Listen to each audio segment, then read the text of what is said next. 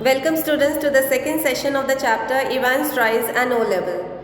In the previous session we had discussed how the settlement between the secretary and the governor was made and Evans was made to sit in his own cell. The exam was supposed to be held on 8th June and on 8th June they made every effort to see that no sharp object is left in Evans's cell. So we saw the part where at 8:30 Jackson and Stephens came into Evans's cell and they checked everything. But here there was a mistake made by Jackson, and that was he did not force Evans to remove the hat. And we know that he had cut his hair in the night and he just hid those portions against that bobble hat. And the excuse that he gave was that it was a lucky charm. So let's begin and be very careful in this chapter regarding the time, because then you have to understand how Evans took every care that the time was utilized properly. So let's see it. At 8:45 the same morning, the Reverend Stuart McLeary left his bachelor's flat in Broad Street, and I have already told you that this was Evans's friend who came out as McLeary. But this question came in the board exams. What was McLeary wearing and what was he carrying in his suitcase? What was he carrying in his suitcase would come afterwards. But what was he wearing? And here I'll tell you what were those things which he was carrying for Evans. So let us see it. The weatherman reported temperatures considerably below the normal for early June and a long black overcoat. And it was not just one, he was wearing two. One was for himself and one was for Evans. And a shallow crown clerical hat provided welcome protection from the steady drizzle which had set in half an hour earlier and which now spattered the thick lenses of his spectacles. In his right hand, he was carrying a small brown suitcase which contained all that he would need for his morning duties. And see, some things are mentioned here. And what are those? A sealed question paper envelope. Now here you have to notice, if Evans has to give the exam, in that case, he'll require a question paper, and that question paper was sealed. That means that if something has to be hidden in that envelope, somebody from the examination board also must be involved. I'll tell you later what was this question paper, what was the use of this question paper. Then a yellow invigilation form, a special authentication card from the examination board and telling that yes, he is McLeary. Then a paper knife, a Bible. He was to speak to the Women's Guild that afternoon on the Book of Ruth, and a current copy of the Church Times, because if the examiner is if the examinee is going to give the exam, then what is the examiner going to do there, the invigilator going to do there? He'll just read the newspaper. So for that he was carrying the newspaper. Then the 2-hour examination was scheduled to start at 9:15 a.m. So we have done 8:30 a.m., we have done 8:45 a.m. and now let us see just at that time when McLeary was coming out of his flat, who entered Evans's cell once again. They were again Jackson and Stephens, but this time Stephens came first and then Jackson. So let us see. Evans was lathering his face vigorously. Like he was shaving, so he was lathering his face vigorously when Stephens brought in 2 small square tables and set them opposite each other in the narrow space between the bunk on one side and on the other a distempered stone wall. So if I have to show you that whole room, you'll find if this is the room, one side is the stone bunk, like that bunk was there in the wall, and this side what Stephens did was he kept one table for Evans and one table for the invigilator. Then he kept one chair and one chair for the invigilator. Then in that case, set them opposite each other in the narrow space between the bunk on one side and on the other a distempered stone wall. Next, Stephens brought in 2 hard chairs, the slightly less battered, like it was used. So he said that slightly less battered for the invigilator and the battered one for Evans. Then he placed in front of the table which stood near the cell door. Jackson put in a brief final appearance. Behave yourself, laddie. Evans turned and nodded. And these, Jackson pointed to the pin-ups. Was Jackson careful? Yes. He took each and every care that no sharp object is left with Evans. Even the pin-ups. What are pin-ups? You should know. See there, when they wear some dog collars and all, like advocates, if you must have seen, these advocates wear dog collars here. So Evans, if the invigilator is coming and he is a parson, he was also wearing that dog collar and the clerical front, and they have to be put in the collar here with the help of those pin-ups. So they are sharp. So what did Jackson say? Remove these. He was very careful that each and every sharp object is taken out. Then Evans turned and nodded again. I was going to take them out anyway. A minister, isn't he? The chap coming to sit in, I mean. Now notice his pronunciation. He's saying a minister, isn't he? He's not saying he. I told you this pronunciation you have to keep in mind. Then here something should click in your mind. I think so some of you must have realized the thing that clicks is that here Evans knows who is coming as the invigilator. And how does he know? Let us see it. And how did you know that? Asked Jackson quietly. Well, I had to sign some forms, didn't I? And I couldn't tell. Now this is whose mistake? It's not the mistake of Jackson, it's the mistake of the governor. He sent a complete file to Evans, and that's why Evans could know who was coming as the invigilator. This was governor's mistake. That's why he could send his friends there and his friends could come as the invigilator. So now you're getting a little bit of the plan. Then Evans drew the razor carefully down his left cheek and left a neat swath in the white lather. Can I ask you something, Mr. Jackson? Why did they have to bug me in this cell? He nodded his head vaguely to a point above the door. Not a very neat job, conceded Jackson. What is that? Evans in his cell noticed that on the top of the door there was a tiny sound recording equipment. He said, why do you have to bug me? That means if he had no option in his mind, if he had no plan in his mind, why he was looking for things? That means this is the mistake of here the governor, because the job was not very neat.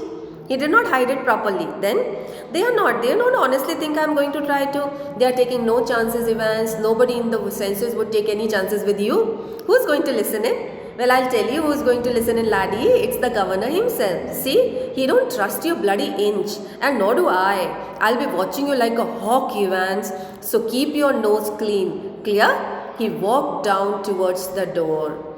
That means Jackson here.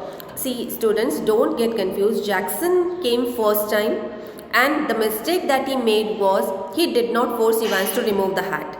But when he came the second time, we find that two questions were put by Evans. What were those two questions? He said, why did you have to bug me? And the second thing, the person who was coming in, is he a parson or not? And Jackson from his side answered. So there was no mistake of Jackson here, but there were two mistakes of the governor. I told you the basic question from this in the board exams is mistakes of the governor. So here we find two more mistakes. He sent a complete file to Evans, and second, the sound recording equipment was not hidden properly. Then Evans nodded. He had already thought of that, and number 2 handkerchief was lying ready on the bunk. Now here the author also has left a suspense, and that suspense is number 2 handkerchief. Where was number 1? That number 1 handkerchief was in his pocket because that he was going to utilize it later on. Then, just one more thing, Einstein. Yeah, what's it? Good luck, old son. In the little lodge just inside the prison's main gates, the Reverend Stuart McClary signed his name neatly in the visitor's book and thence walked side by side with the silent prison officer across the excise yard to the D wing. This you all know. He was in D wing, so he was taking him there.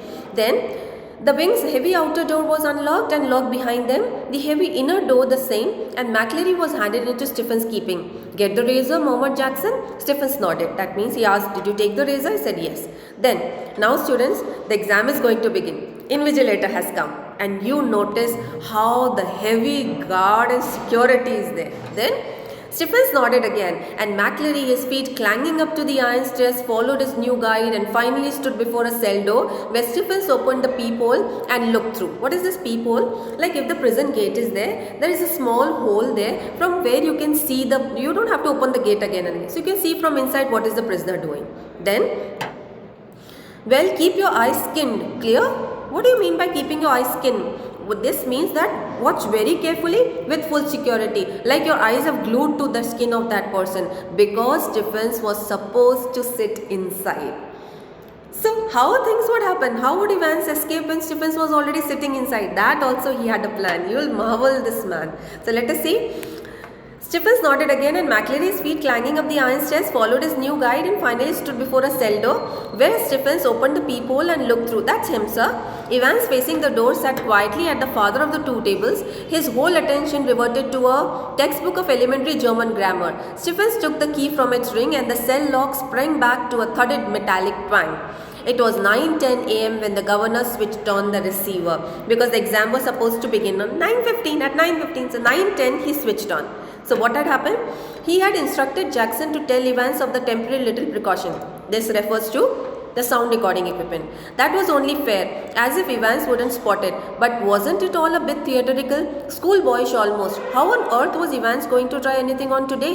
If he was so anxious to make another break, why in heaven's name hadn't he tried it from the recreational block? Understand here, the governor was giving himself a consolation that today Evans would not escape. He said if Evans wanted to escape, he could have escaped from there also. And there he was now sitting in a locked cell, all the prison officers on the alert, 2 more locked doors between his cell and the yard, and a yard with a wall as high as a haystack. Yes, Evans was as safe as houses. He said, today Evans will not escape. 2 doors are there, high wall is there, he will not escape today. Then, anyway, it wouldn't be any trouble at all to have the receiver turned on for the next couple of hours or so. It wasn't as if there was anything to listen to, was it? Amongst other things, an invigilator's duty was to ensure that the strictest silence was observed. Students, you tell me one thing. He put the sound recording equipment. But will there be anything to listen to? The reason is that when an exam goes on, everybody remains silent except the instructions given by the invigilator. That's it. Then, might Evans try to take advantage of McCleary? Amongst other things, an invigilator's duty was to ensure that the strictest silence was observed. But still that little nagging doubt. Might Evans try to take advantage of McCleary, get him to smuggle in a chisel or 2 or a low ladder and then his mind, suddenly it clicked to him. What was that? The governor sat up sharply. It was all very well getting rid of any potential weapon that Evans could have used. But what about McCleary? What if quite unwittingly the innocent McCleary had brought in something himself, a jackknife perhaps? And what if Evans held him hostage with such a weapon? This came in his mind. They took out every sharp object from Evans's cell. But what if McCleary had brought something with him? He suddenly got up and every time note that he calls Jackson. So see here, the governor reached for the phone. It was 9:12 a.m. The examinee and the invigilator had already been introduced by Stephens when Jackson came back and shouted to McCleary through the cell door. Can you come outside a minute, sir? You too, Stephens. Jackson quickly explained the governor's worries and McCleary patiently held out his arms at shoulder level so that he can frisk him. Then Jackson lightly frisked his clothes. Something hard here, sir. Ma reading glasses. Now notice the difference, students. The accent. What's the accent of Evans? Is he a minister? Who is he? He doesn't say he. And see the accent, Scottish accent of McCleary. The Scottish accent, they don't say my, they say ma. They say ma reading glasses. Okay, so this what he has to copy down. Okay, ma reading glasses, replied McCleary looking down at the spectacle case.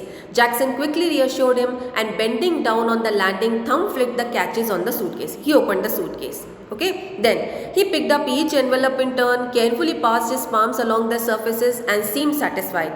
He riffled cursorily through the few pages of Holy Writ, like he took a book and that Bible and he went through the Bible like something is not kept inside. Then vaguely shook the church times. So if something is kept inside, it will come drop out.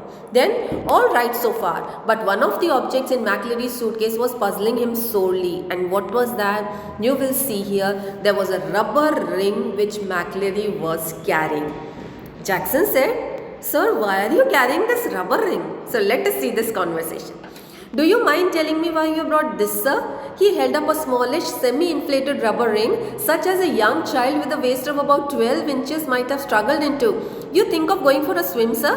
McCleary is hitherto amiable demure. Very good word, students. Hitherto, till now. Then amiable, sweet. Demure, mannerisms.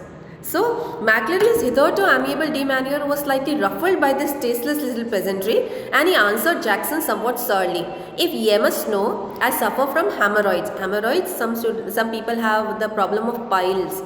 And when they have this problem, they cannot sit on hard surfaces. They sit on a rubber ring. Okay, so now see that. "If ye must know," notice the pronunciation, okay. "If ye must know, I suffer from hemorrhoids and when I am sitting down for any length of time." "Very sorry, sir. I didn't mean to err." The embarrassment was still reddening Jackson's cheeks when he found a paper knife at the bottom of the case. "I think I'd better keep this though, if you don't mind, that is, sir." It was 9:18 a.m. before the governor heard their voices again. So I'm stopping this session over here. So this shows that if 9:15 was the time and now it is 9:18, did the exam start at the time which was scheduled for it? No, the exam was late. This you have to keep in mind. It was supposed to begin at 9:15, but it finally, and now also it will take some time, and it will begin at 9:25. Thank you.